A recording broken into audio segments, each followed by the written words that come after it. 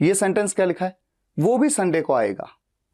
इस सेंटेंस को देख करके या सुन करके आपके मन में क्या बात आ रही है कि रवि आएगा, राहुल आएगा, सलीम आएगा, मुजीब आएगा, लेकिन वो भी आएगा। तो उस व्यक्ति पे फोकस है कि वो भी आएगा, वो व्यक्ति। लेकिन जब मैं कहता हूं वो संडे को भी आएगा, तो देखिए व्यक्ति तो वही है, लेकिन वो मंडे को आ रहा है, ट्यूसडे को भी आना है उसको, वेंसडे को भी आना है, लेकिन संडे को भी आएगा वो। तो डे पे फोकस है। व्यक्ति तो वही है लेकिन डे पे फोकस है, जबकि यहां पर डे वही है लेकिन व्यक्ति पे फोकस है कि वो भी आएगा। और तो आएंगे, वो भी आएगा।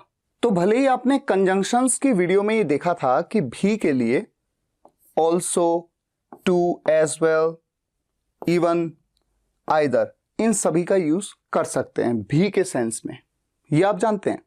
हालांकि एक बात, पहले ही एक चीज को हटा देते हैं। आप ये जानते हैं कि आइदर का यूज भी के सेंस में केवल नेगेटिव सेंटेंसेस में होता है और ये सेंटेंस नेगेटिव नहीं है, इसलिए ये तरीका तो हो ही नहीं सकता।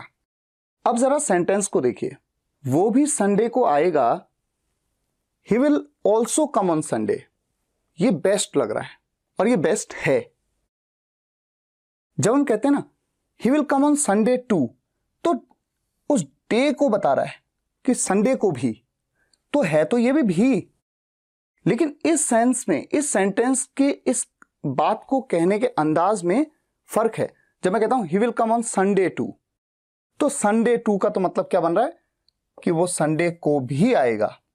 तो टू, एज वेल, इन दोनों के केस में इनका मतलब ये होता है, वो संडे को भी आएगा के लिए हम क्या कहेंगे, he will come on Sunday too या he will come on Sunday as well. तो यहां पर इस तरह से नहीं बोला जाएगा, इस सेंटेंस को ऐसे नहीं बोलेंगे, या तो ऐसे बोलेंगे या फिर ऐसे बोलेंगे, ठीक है। और इस सेंटेंस को ऐसे बोलेंगे लेकिन ऐसे भी नहीं बोलेंगे और ऐसे भी नहीं बोलेंगे। अब आ जाते हैं इवन पे। आपने अक्सर लोगों को ऐसे बोलते हुए सुना होगा, ये बड़ा कॉमन प्रैक्टिस है आजकल। तो हिंदी बोलते बोलते भी लोग थोड़ा बहुत इंग्लिश में इवन का यूज कर लेते हैं। कैसे कहते हैं, इवन वो भी आएगा, ऐसे बोलते हैं ना, इवन वो भी आएगा, ऐसे बोल ही देते हैं हिंदी में भी।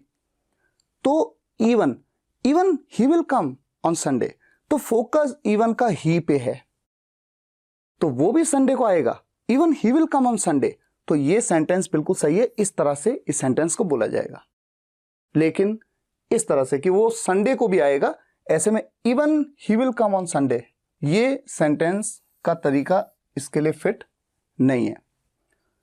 तो आप ये देख रहे हैं कि थोड़ा प्रैक्टिस से आता है। हालांकि मैंने कोशिश तो की है समझाने की, हो सकता है आपको समझ में भी आ गया हो कि क्या मतलब बन रहा है। लेकिन हमेशा ध्यान रखिए कि जब जो उस काम को करेगा उस व्यक्ति पे फोकस है, ऐसे में ऑल्सो का यूज, और वो भी कहां पर किया जाता है, हमेशा जो भी सेंटेंस की मेन वर्ब है उससे तुरंत पहले या फिर हेल्पिंग वर्ब के बाद। और टू एज वेल का यूज तब किया जाता है जब ऑब्जेक्ट पे फोकस हो। यह वीडियो भारत के सबसे प्रसिद्ध 90 डेज इंग्लिश स्पीकिंग कोर्स से ली गई है। अधिक जानकारी के लिए विजिट करिए www.spokenenglish.guru।